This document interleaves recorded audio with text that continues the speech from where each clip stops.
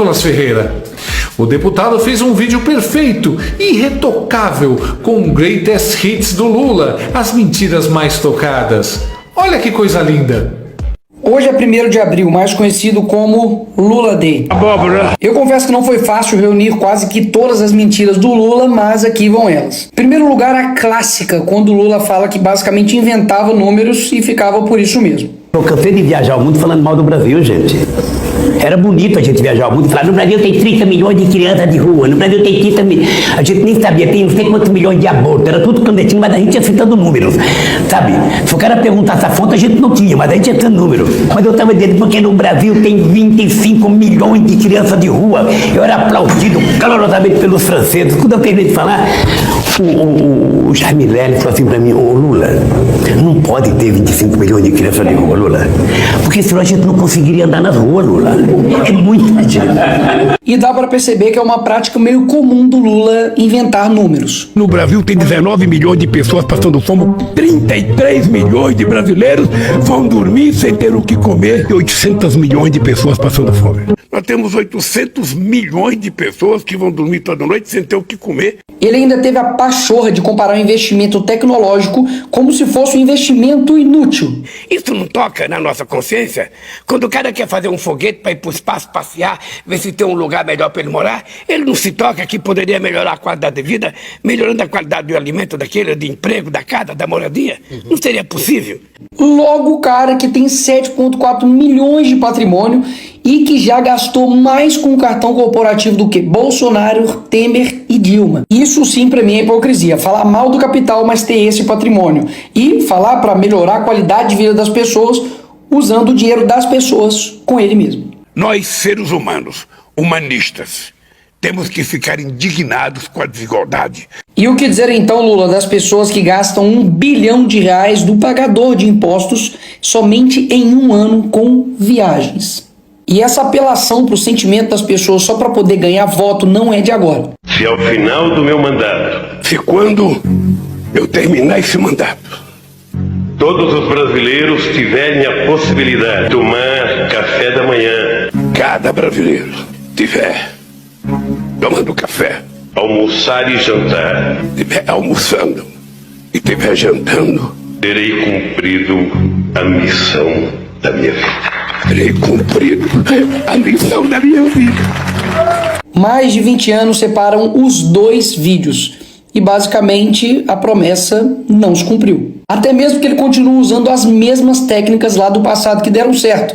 Comprar as pessoas pela lábia. E vamos voltar no final de semana a comer um churrasquinho e tomar uma cerveja. E eu digo todo dia, nós vamos voltar a comer picanha. Sabe aquela parte com aquela gordurazinha passada na farinha, a gente mastigar aquilo, tomar uma cervejinha gelada? É tudo que o povo quer. E vamos voltar no final de semana a comer um churrasquinho e tomar uma cerveja. E depois teve a cara de pau de dizer que não era muito bem assim picanha, era um bife de soja. Na verdade, eu não estou prometendo churrasco, que eu estou dizendo é que a gente vai voltar. Ah, você não vai fazer churrasco no quintal, não? A gente vai voltar a recuperar a economia desse país para que o povo possa, sabe, no final de semana, convocar a família e comer um bife de soja, um pastel de caju, qualquer coisa. No fim das contas, entregou a abóbora. Uma abóbora. E não satisfeito, ele deu essa justificativa aqui sobre pessoas passarem fome no Brasil. E se nesse país a gente produz alimento demais e tem gente com fome, significa que alguém está comendo mais do que deveria comer. E quem lembra quando ele disse que ele era contrário ter amigos no STF? Não é prudente, não é democrático um presidente da República querer ter os ministros da Suprema Corte como amigos. Você não indica o ministro da Suprema Corte para ele votar favorável a você ou te beneficiar. Os ministros da Suprema Corte têm que ter currículo. Não só pelo papel que ele teve na minha defesa, mas simplesmente porque eu acho que o Zanin se transformará num grande ministro da Suprema Corte desse país. E além do Zanin, indicou também outro amigo, Flávio Dino, pro STF. Sim, esse aqui é o Flávio Dino. Eles são amigos desde quando o Flávio Dino era Isso era o que aconteceria se eu tivesse terminado essa frase, mas continuemos. Lembra que ele também disse isso? Vou fazer uma coisa pra você, vou fazer um decreto, acabando com o seu sigilo de 100 anos. Pra saber o que tanto você quer esconder por 100 anos. Eu vou fazer um decreto assinar para saber o que esse homem esconde por 100 anos. E agora eleito, adivinha? Adivinha? Ele meteu o sigilo de 100 anos em mais de 1.332 pedidos. É tanta mentira que eles contradiz toda hora. Eu, quando namorava, muito tempo atrás, no Luxemburgo, eu tinha uma garruchinha 22. Agora escuta. Quem é que quer comprar arma? É o crime organizado e algumas pessoas que não querem fazer bem para ninguém. O cara até chegou a culpar o Bolsonaro pelos imóveis que foram perdidos lá no Alvorada. Só que adivinha, não estava perdido, estava lá e ele encontrou depois de 10 meses. E ele ama dizer que não é corrupto e que nunca roubou nada. Diga. Tá, o que eu roubei? E para não falar, é o Nicolas que está acusando ele, eu vou deixar o Antônio Palocci, ex-ministro do Lula, falar então. No fim do seu segundo mandato, aí ele preparou sua aposentadoria.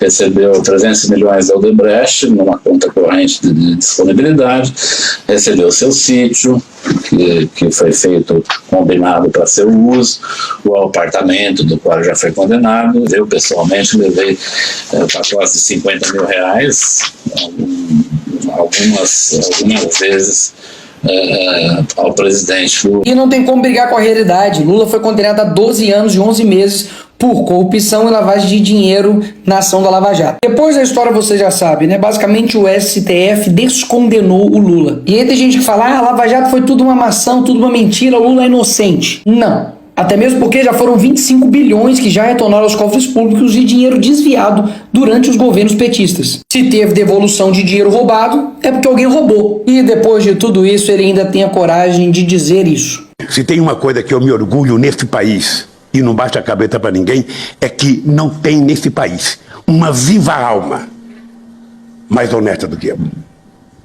E o que eu quero mostrar nesse vídeo é que a mentira, ela tem poder. Obviamente não mais do que a verdade, mas ela também faz o seu estrago. Até mesmo porque, para pensar, num país com 220 milhões de pessoas, será que não tem ninguém melhor para dirigir o nosso país do que esse cara? Mas por que, afinal de contas, isso acontece? Porque as pessoas preferem mentiras que acalentam o coração e acalmam os seus ouvidos do que verdades que confrontam, que algumas das vezes vão ser amargas e ruins aos ouvidos, mas que no final das contas vai fazer você enxergar a verdade. E por fim, deixar esse vídeo aqui que se tem um dia que a minha alma foi lavada, foi esse dia.